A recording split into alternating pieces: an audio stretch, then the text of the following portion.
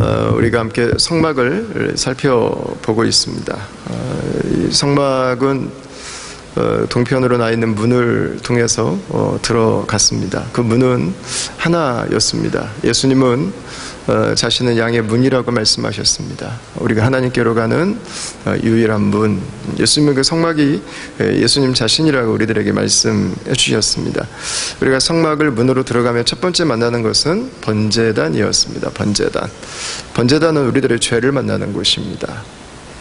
우리가 죄 때문에 하나님의 거룩 앞에 불태워지는 그 완벽한 심판을 피할 수 없는 존재라고 하는 것을 보여주는 것입니다.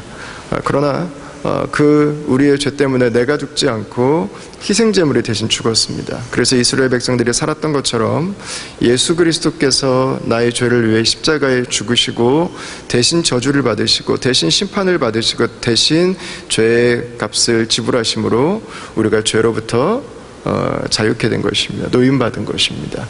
그러나 우리가 하나님의 의로운 자라고 하는 그 이름을, 그 역임을 받고 살아가지만 우리는 계속 손에 때를 묻힙니다. 우리는 계속 발에 흙을 묻힙니다. 그래서 우리에게 필요한 것이 바로 물두멍이었습니다. 날마다 씻는 것입니다. 우리의 마음을 씻고 우리의 생각을 씻고, 그러니까 아린이가 얘기했던 것처럼 하나님이 주시는 새 마음을 날마다 그리스도 안에서 우리에게 주신 것입니다. 그래서 예수님이 오신 거니까 아린이는 이미 크리스마스 선물을 받은 거예요. 그리고 나서 이제 들어가는 다음에 있는 장소는 성소와 지성소가 있는 바로 그 건물입니다. 성막 안에 있는 첫 번째 건물이죠. 이 성막은, 성소와 지성소는 널판들이 이어져서 함께 만들어져 있는 것입니다. 근데 이 모습은 저희들의 구원의 모습을 보여줍니다. 우리가 예수님을 믿고 하나님의 거룩한 자라고 하는 이름을 듣고 그 다음에 날마다 우리가 성령 안에서 죄가 아니라 하나님의 뜻을, 하나님의 기뻐하시는 삶을 살아나가기 위해서 우리에게 필요한 것은 바로 공동체라는 거예요. 공동체. 우리에게 주신 믿음은 이제 당신 예수님 믿었으니까 죽을 때까지 믿음 잘 지키세요가 아니에요. 하나님이 우리에게 주신 믿음은 하늘 공동체로 우리가 소속되는 거예요. 그 공동체 안에서 우리의 믿음을 가지고 함께 누리는 것입니다. 함께 그것을 나누는 것입니다. 혼자 살아가는 믿음은 없어요. 예수님께서 십자가에 죽으셔서 나 혼자 옳은 생각하고 나 혼자 잘 믿고 살아가라고 주신 일이 없어요. 믿음은 공동체로 우리를 부르시는 것입니다. 그래서 함께 예수님 안에서 우리가 하나의 공동체로 하늘 공동체를 이 세상에 경험하며 서로 함께 지어져 가는 거죠. 그래서 성경에서는요, 구원받은 그분의 백성들을 가정과 집의 이미지로 설명을 많이 해요. 여러 곳에 해요. 에베소서 2장 19절 한번 볼까요? 같이 한번 읽겠습니다. 그러므로 이제부터 여러분은 외국 사람이나 나그네가 아니요 성도들과 함께 시민이며 하나님의 가족입니다. 그래서 가족이다.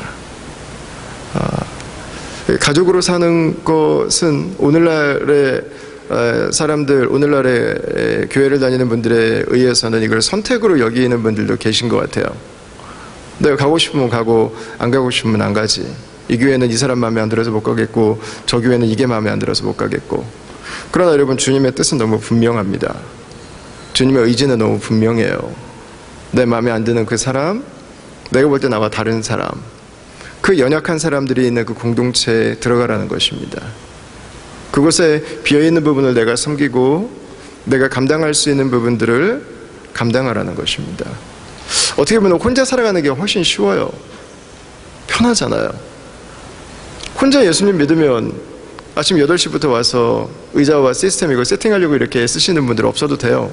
혼자 집에서 침대에서 예배드려도 되니까.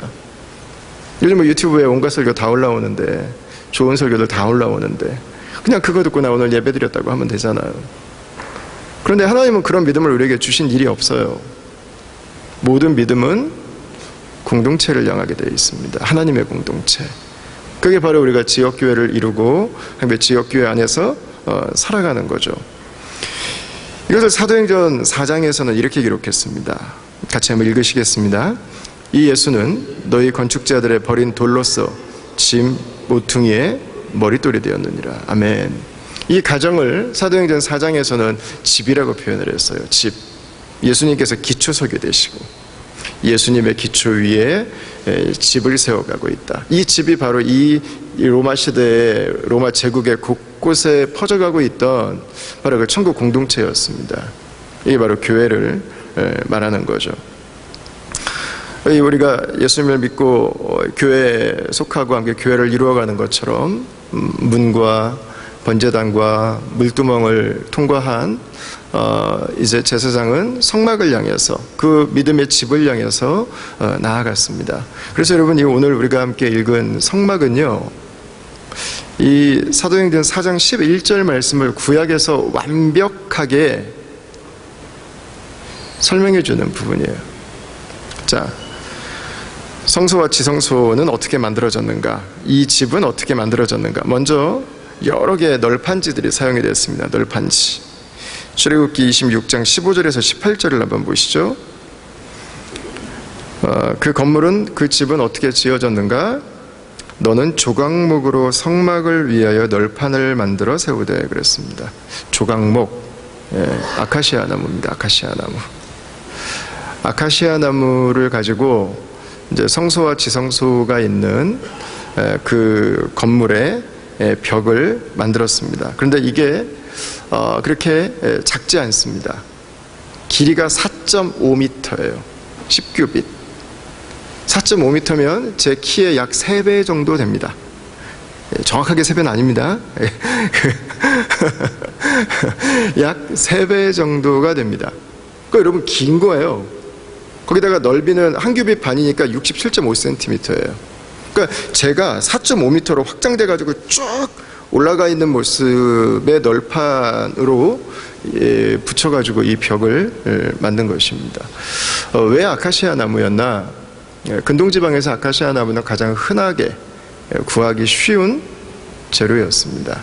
물론 여러 가지 장점들이 있었지만 불안한 부분도 있었어요. 잘 휘고 잘 썩기도 하고, 그리고 잘 약해지기도 하고 부러지기도 하고. 여러분, 이 아카시아 나무로 만든 이 성막의 성소와 지성소가 있는 이 외벽은 저와 여러분들을 닮았습니다. 또 우리잖아요. 우리 많잖아요. 길거리 나가면 사람들. 우리 뒤틀리기 쉽잖아요. 우리 개미가 와서 먹어버려서 안이 뻥뻥뻥 뚫리기 쉽잖아요. 우리 부서지기 쉽잖아요. 우리 썩기도 쉽잖아요. 그 제일 흔히 볼 수 있는, 제일 많이 있는 그 나무, 그 나무를 가지고 성소와 지성소라고 하는 이 세상에서 가장 거룩한 것과 이 세상에서 거룩한 것과 가장 거룩한 곳을 만드는 재료로 썼다고 하는 것입니다. 그러나 이 재료를 그냥 쓰지 않았습니다. 거기에 금을 입혔습니다. 29절과 30절을 한번 보시면 그 널판들을 금으로 싸고 그랬어요. 금으로 쌌어. 금으로. 왜 이 나무들이 성소와 성막을 짓는 재료가 될 수 있는가? 이 평범한 나무들이, 이 흔해 빠진 나무들이, 뒤틀리기 쉽고 벌레 먹기 쉽고 썩기 쉽고 약해질 수 있는 이 나무들이, 이유가 바로 여기에 있어요. 금을 입혔어요. 나무 하나당 4.5m, 67cm의 이 널판을 금으로 입히기 위해서 필요한 금의 양은 약 20kg 정도입니다. 이 나무들을 금으로 입히기 위해서 들어간 금의 양은 약 1톤 정도 돼요. 여러분, 우리는 약해요. 우리는 불완전합니다. 우리는 한결같지 않습니다. 우리는 변하기 쉽습니다. 그러나 예수 그리스도께서 저와 여러분들을 덮어주셨어요. 그래서 뻔한 우리를 존귀하게 만들어주셨어요. 그 변하기 쉬운 우리가 변치 않게 해주셨어요. 상하기 쉬운 우리가 상하지 않도록 우리를 덮어주고 계신 거예요. 우리가 어떻게 그분의 임재가 있는 공동체를, 교회를 이룰 수 있는가? 우리가 어떻게 그분의 영광이 있는 그 교회를 함께 이루고 섬길 수 있는가? 여러분, 이유는 바로 여기에 있습니다. 예수께서 금으로 이 조각목의 널판지들을 덮어주셨던 것처럼 저와 여러분들을 덮어주셨기 때문입니다. 예수님 안에 있을 때 우리는 그래서 벌레 먹지 않을 수 있어요. 예수님 안에 있을 때 그래서 우리는 뒤틀리지 않을 수 있는 거예요. 예수님 안에 있을 때 우리는 썩지 않고, 예수님 안에서 우리는 변하지 않고 아름답고 존귀함을 가진 존재로 함께 그분의 교회를 이루어갈 수 있는 거죠. 여러분, 옆에 있는 분들을 보실 때, 여러분 함께 사는 가족들을 보실 때 여러분 가볍게 생각하지 마시길 바랍니다. 예수께서 당신의 보혈로 덮고 계시는 존귀한 분들입니다. 예수님을 대하듯이 여러분들 옆에 계신 분들을 대하십시오. 그분의 원자재는 조각목입니다. 우리는 그분의 약점과 문제와 흠과 부족을 다 알고 있습니다. 그러나 더 이상 조각목으로 끝나지 않습니다. 예수께서 그를 덮고 계시기 때문입니다. 예수께서 그를 보호하고 계시기 때문입니다. 그분이 예수님 안에 있기 때문이에요. 함부로 말하지 마세요. 함부로 대하지 마세요. 가볍게 생각하지 마세요.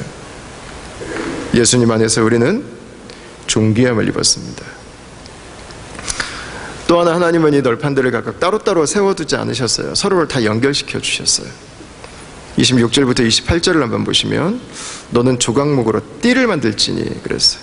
성막 이쪽 널판을 위하여 5개요, 성막 저쪽 널판을 위하여 5개요, 성막 뒤 곧 서쪽 널판을 위하여 5개이며 널판 가운데에 있는 중간 띠는 이 끝에서 저 끝에 미치게 하고 그랬습니다.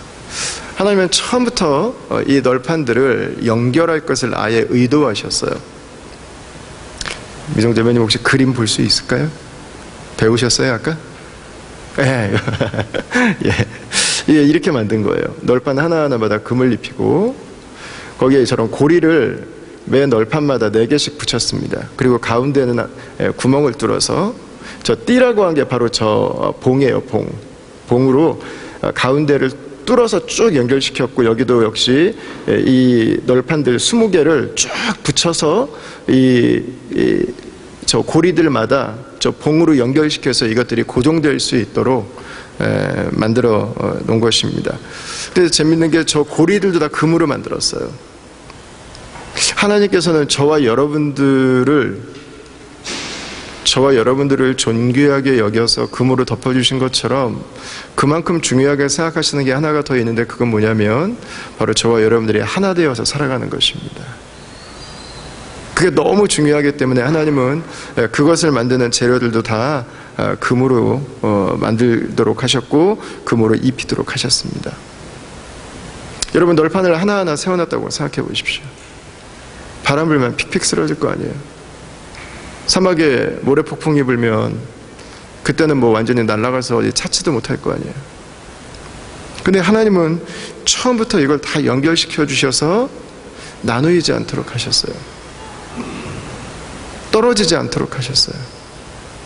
어떤 바람에도, 어떤 모래에도, 어떤 폭풍에도 견딜 수 있도록 주님께서는 우리를 연결시켜 주신 것입니다. 지금 저희가 이 성막 시리즈를 하면서 우리 교역자들이 공통적으로 참고하고 있는 책이 하나가 있는데, 우리 정성진 목사님께서 쓰신 이 성막에 대한 책입니다. 거기 뭐 이런 표현이 있어요. 이 띠로 인해서 우리는 연합되고 우리는 하나로 설 수 있습니다. 연합해서 서면 시험도 이깁니다. 어떤 악조건도 견딜 수 있습니다. 그런데 연합이 견고하지 않으면 그 틈으로 바람이 들어오고 갈라지고 결국에는 전체를 날려버리게 됩니다. 교회의 성도들 사이에도 그렇습니다. 틈이 많으면 교회가 시련의 바람 앞에서 날아가 버립니다. 그랬어요. 여러분, 이 띠가 뭘까요? 네, 사랑이겠죠. 사랑이 우리를 연결시키겠죠. 이 띠가 뭘까요? 성령이겠죠. 성령이 하나 되게 하신 것을 힘써 지키라. 성령 안에서 우리는 다른 사람을 품을 수 있습니다. 내가 중심이 되면은요, 다른 사람 못 견뎌요. 나랑 안 맞잖아요. 내 마음에 안 들잖아요. 내 생각이랑 다르잖아요. 내가 중심이 되면, 내가 주인이 되고 싶으면 함께 살 수 없어요. 그러나 성령 안에 있을 때 우리는 하나님께서 우리를 모두 다 다르게 지으셨다고 하는 것을 알게 됩니다. 누가 옳고 누가 그르고의 문제가 아니라 하나님께서 우리를 모자이크처럼 모든 사람들을 다른 조각으로 만드셔서 우리가 함께 하나님 나라의 그 거대한 모자이크를 이루어가는 한 부분이라고 하는 것을 인정하게 하시죠. 존중하게 하시죠. 그래서 나와 다른 사람들을 품고 이해할 수 있게 되는 거죠. 여러분, 궁극적으로 우리가 하나 될 수 있는 이유는 예수님입니다. 예수님이 아니었다면 이렇게 다른 우리가 만났겠습니까? 예수님 안에 있기 때문에 저와 여러분들이 이렇게 하나 될 수 있는 것입니다. 실제로 이 성막을 보면 그 이유를 더 잘 알 수 있습니다. 성막은 이 성소와 지성소를 만들고 있는 이 외벽에 기초가 있는데 기초가 19절부터 25절까지 나옵니다.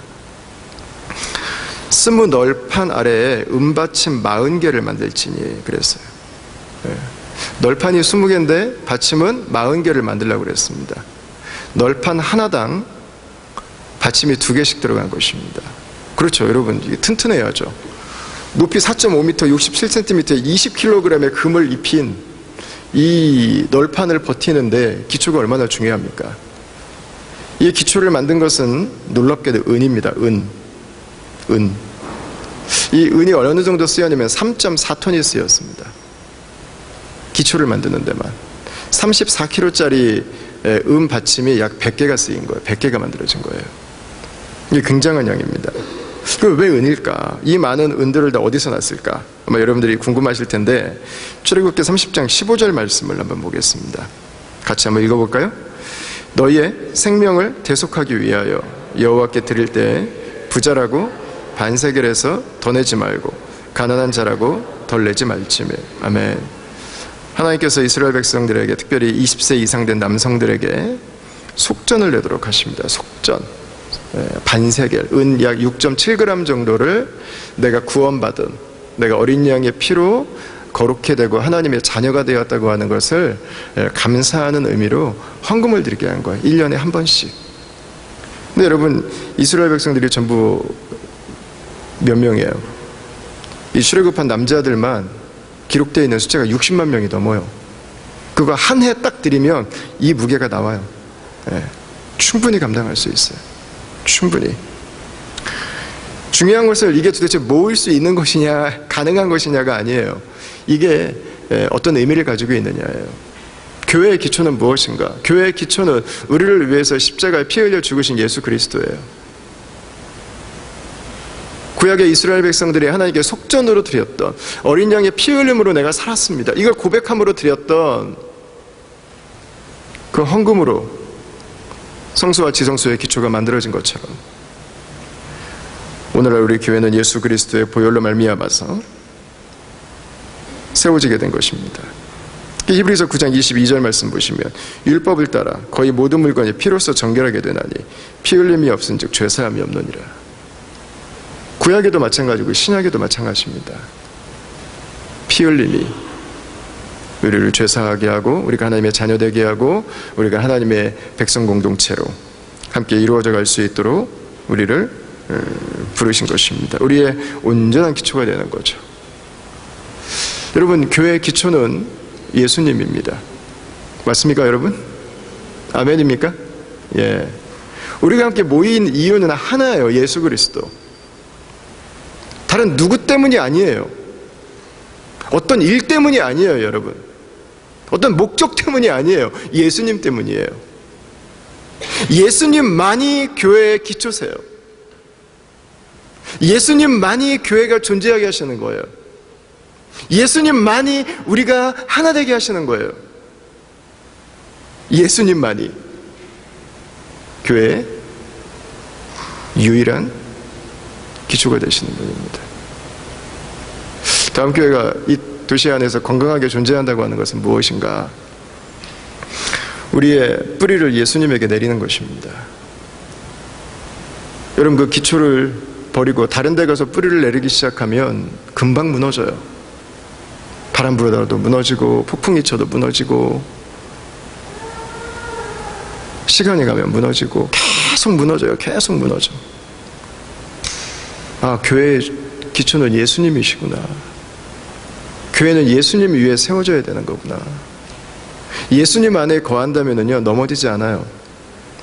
그러나 예수님을 잃는 순간, 예수님에서부터 우리의 시선이 다른 곳으로 옮겨가는 순간 우리는 언제든지 넘어질 수 있어요. 퍽 넘어질 수 있어요. 여러분, 가정도 마찬가지예요. 가정도. 우리가 예수님을 믿는다면 나는 우리의 가정이 예수님의 기초가 되시길 바랍니다. 그러니까 우리의 가정의 기초가 유교가 되지 않기를 바라요. 부부관계의 기초가 자본주의가 되지 않기를 바랍니다. 우리 인간관계의 기초가 이기심이 되지 않기를 바랍니다. 예수님만이 우리의 기초가 되세요. 예수님. 모든 모임에서 예수님을 기억하십시오. 우리가 왜 모였지? 예수님 때문에 모였지. 누가 주인이 아니에요, 여러분. 어떤 일이 주인이 아니에요. 교회는 다른 히든 아젠다가 존재하지 않아요. 예수님이 모든 것이에요. 그분으로 시작됐고, 그분으로 존재하고, 그분으로 유지되고, 그분을 향하는 것입니다. 그게 교회가 존재하는 이유죠.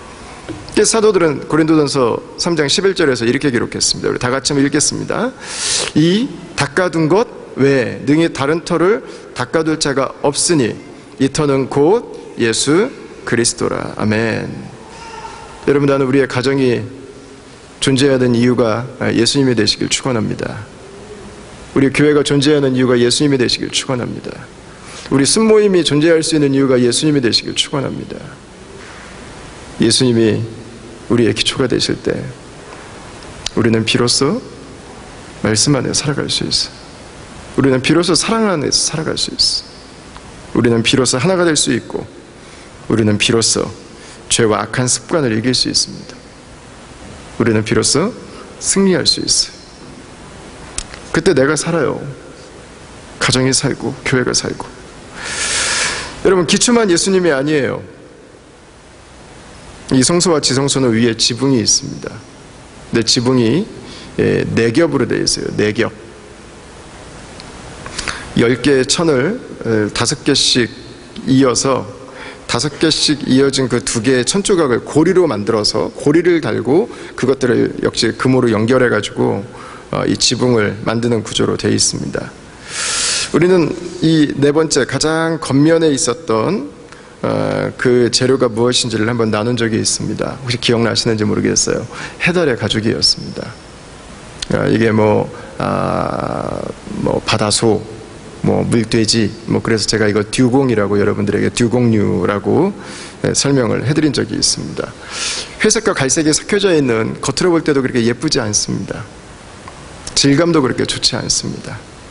겉으로 볼 때는 볼품이 없는 그런 곳입니다. 그런 덮개를 가장 바깥쪽으로 만들었습니다. 여러분, 이 모습은 예수 그리스도의 외형을 보여주는 것 같아요. 성소와 지성소를 덮고 있는 가정 외벽. 예수님의 외모는 그렇게 멋지지 않았습니다. 성경의 기록을 보면. 멜 깁슨이 만든 그 패션 오브 크라이스트 보면 짐 카비젤 같은 분 보면 막 키가 180대에다가 피트니스를 얼마나 열심히 다녔는지 막 어깨도 막 딱 부러져 있고 식스팩에 도대체 이게 고난당하는 예수님이신지 이게 도대체 이게 이 감이 오지 않는 모습으로 존재하는데, 성경의 기록은 예수님이 여러분 그렇지 않아요. 그렇게 생긴 건 얼마나 잘생겼어요, 짐 카비젤. 그렇지 않아요. 이사야 53장 2절과 3절을 한번 보십시오. 그는 주 앞에서 자라나기를 연한 순 같고 마른 땅에서 나온 뿌리 같아서 고운 모양도 없고 풍채도 없은즉 우리가 보기에 흠모할 만한 아름다운 것이 없도다. 그는 멸시를 받아 사람들에게 버림받았으며 강고를 많이 겪었으며 질고를 아는 자라. 마치 사람들이 그에게서 얼굴을 가리는 것 같이 멸시를 당하였고 우리도 그를 귀히 여기지 아니하였도다. 그랬어요. 자, 예수님께서 이 땅에 오셔서 하신 일은 무엇이겠습니까? 그게 바로 3번째 지붕입니다. 3번째 지붕은 붉은 물을 들인 숫 양의 가죽입니다. 14절에 나옵니다. 붉은 물 들인 숫 양의 가죽으로 막의 덮개를 만들고, 이게 3번째 덮개예요. 붉은 물은 피를 상징할 것입니다.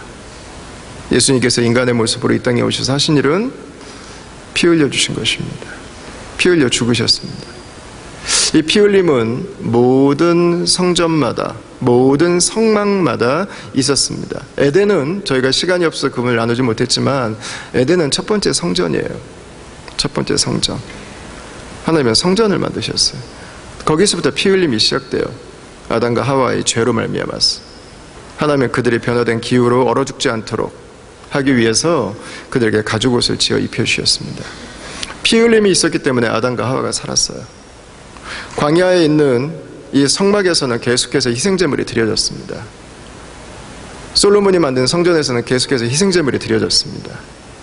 오늘날 성전이라고 일컫는 교회는 예수 그리스도의 십자가에서의 피 흘림으로 세워진 것입니다. 그분의 피 흘림이 저와 여러분들로 하여금 그분의 성막에 들어와서, 그분의 성전에 들어와서 그분의 백성 공동체를 이루어갈 수 있도록 초청해 주신 것입니다. 여러분, 이 예수님의 피 흘림은 어떤 의미가 있을까요? 그게 바로 두 번째 지붕입니다. 두 번째 지붕의 재료는 염소털이었습니다. 염소털. 7절에 나오는데 그 성막을 덮는 막, 곧 휘장을 염소털로 만들되 11폭을 만들지며 그랬어요. 우리 한국 분들은 이 염소를 악하게 보시는 좀 경향성이 있는데, 양은 좋은 것, 염소는 나쁜 것 이렇게 이해하시는데, 구약시대에는 똑같이 염소도 하나님께 희생제물로 드렸습니다. 오히려 더 한 단계 높은 그 제물이었습니다. 그 염소는 하나님께 드리는 제물이었어요. 제물. 왜 염소 털이 붙어있는 그 가죽으로 그것을 만들었을까? 우리는 염소를 이야기하면 레위기에 나와 있는 아주 중요한 염소를 하나님께 제물로 드렸던 사건을 기억합니다. 바로 아사셀입니다. 아사셀. 레위기 16장에 나와요. 대속죄일에 7월 10일 날 제사장은 2마리의 염소를 데리고 옵니다. 한 마리는 그 자리에서 죽여요. 그래서 그 피를 번제단과 성소와 지성소 안에 뿌렸습니다. 그리고 이스라엘 백성들이 죄사함을 받았습니다. 그리고 나머지 한 마리의 염소는 죽이지 않았습니다. 살려두었어요. 대신에 제사장은 그 염소에게 안수기도 했어요. 이스라엘 백성들의 죄를 그 염소에게로 옮기는 것입니다. 그리고 이 염소는 죽이지 않고 광야로 떠나보냈습니다. 이스라엘 백성들은 그 광야로 떠나가는 염소를 보면서 이제는 죄가 우리에게서 떠나갔다고 하는 것을 시각적으로 확신하게 됐습니다. 중요한 것은 그게 끝이 아니에요. 그게 시작이에요. 광야로 나간 그 염소는 어떻게 됐을까요? 사막에 살고 있는 포식자들에게 잡혀서 물리고 찢기고 피 흘리고 죽어갔을 것입니다. 여러분, 그것이 바로 예수 그리스도의 모습입니다. 저와 여러분들의 죄를 대신 담당하시고 골고다로 끌려가시고 그곳에서 찔리고 찢기고 버림당하시며 죽임당하신 거죠. 그 예수님께서 바로 저와 여러분들의 죄를 위해서, 저와 여러분들의 죄를 대신 담당하시고 그 십자가로 가신 것입니다. 예수님은 바로 그 아사셀의 염소였습니다. 여러분, 그러나 지붕은 그 세 가지로 끝나지 않습니다. 가장 안쪽 지붕이 있습니다. 26장 1절 말씀을 우리 다 같이 한번 읽어보시도록 하겠습니다. 가늘게 꼰 배실과 청색, 자색, 홍색 실로 그룹을 정교하게 수놓은 10폭의 휘장을 만들지니. 아멘. 놀랍게도 가장 안에 있는 그 지붕은 아름답게 만들어졌습니다. 4가지의 가장 귀한 실로 그룹, 케루빔이라고 하는 천사들을 수놓게 했습니다. 케루빔은 특별히 하나님의 보좌를 지키는 천사들입니다. 그걸 수놓게 했어요. 여러분, 여기에서 우리는 이 세상의 가장 연약한 인간의 모습으로 오시고 십자가에서 죽으시고 아사셀 염소처럼 버려져서 찢기고 상하고 죽어간 그 예수 그리스도가 어떤 분이신지 우리는 알게 되는 것입니다. 그분은 케루빔 천사들이 보호하고 지키고 그들의 인생을 다해서 그 영광을 높여드리고 온전케 하기를 원했던 바로 하나님의 아들이신 것입니다. 우리를 위해 십자가에 죽으신 예수님은 우연히 끌려가다가 십자가에 죽으신 분이 아닙니다. 그분은 하늘의 영광을 버리고 이 땅에 오신 분입니다. 그분은 자신이 지으신 이 세상을 구원하기 위해서 자신의 피조물의 모습으로 이 땅에 오신 제2위 하나님이신 바로 그리스도 그분인 것입니다. 예수님을 믿고 성소 안으로 들어간 사람, 그 사람은 예수님의 아름다움을 봐요. 예수님의 높음을 봐요. 그분의 영광을 알아요. 나를 위해 이 땅에 오신 분이 바로 이런 분이셨구나. 케루빔의 천사들이 호위하며 그분의 영광을 높이고 마지막 그분의 구원이 이루어질 때까지 그분에게 순종하는 바로 그분께서 가장 연약한 모습으로 이 땅에 오셔서 가장 천한 도구에서 자신의 인생을 마감하신, 나의 죄를 도말하시기 위해서 이 땅에 오신 하나님의 아들이신 그분. 여러분이 첫 번째 지붕을 보지 않으면 예수님은 그냥 정치운동하다가 십자가에 달려 죽은 죄수에 불과해요. 제자들 데리고 사회 변혁운동을 하다가 실패로 끝난 한 나사렛 청년에 불과합니다. 그러나 그분의 영광을 본다면, 그분의 아름다우심을 본다면, 그분의 높으심을 본다면 우리의 고백은 완전히 달라져요. 그 높은 곳에서 가장 낮은 곳으로 오신 이 우리가 다 측량할 수 없는 이 거리감은 우리가 피할 수 없는 쏟아지는 그분의 은혜의 무게감을 느끼게 하는 거죠. 우리가 감당할 수 없는 그분의 영광에 압도될 수밖에 없는, 그리스도가 나를 위해 십자가에 죽으신 그리스도가 어떤 분이신지를 우리가 분명히 알게 되는 거죠. 여러분, 교회가 왜 존재합니까? 바로 그 예수님 때문입니다. 언제 교회가 교회될 수 있습니까? 예수님 안에 있을 때입니다. 예수님으로 교회가 시작되었습니다. 예수님으로 우리 교회는 존재하고 있습니다. 여러분, 교회는 예수님으로 완전해지는 거예요. 교회가 예수님을 떠나는 순간 교회는 흉측해져요. 교회에서 다른 걸 찾지 마세요. 교회 안에서는 다른 걸 구하지 마세요. 예수님만 구하세요. 예수님을 의지하세요. 그분의 영광을 높이십시오. 그것이 교회입니다. 그때 교회 될 수 있어요. 주님의 교회는 예수님 안에서만 가능해요. 교회를 지키시고 교회를 보호하고 교회를 덮고 계시고 오늘도 그분의 교회를 교회되게 하시는 그분은 예수님이세요. 누가 아니에요, 여러분. 어떤 일이 아니에요. 예수님이에요, 예수님. 사랑하는 다음 가족 여러분, 예수님 안에서 우리는 하나 될 수 있어요. 예수님 안에서 우리는 죄를 이길 수 있어요. 예수님 안에서 우리는 영원한 승리를 보게 될 것입니다. 예수님 안에서만 교회는 교회가 될 수 있습니다. 예수 그리스도로 세워진 교회, 예수님의 영광을 높이고 다시 오실 예수님을 기다리고 예수님의 말씀에 우리의 삶을 온전히 헌신하는 그런, 주님께서 보실 때 나의 형상을 가졌다고 하는, 나의 제자라고 하는 그 주님의 칭찬을 듣는 바로 그 교회로 우리 다음 교회가 세워져 가기를, 저와 여러분들의 가정이 세워져 가기를 주의 이름으로 축원합니다.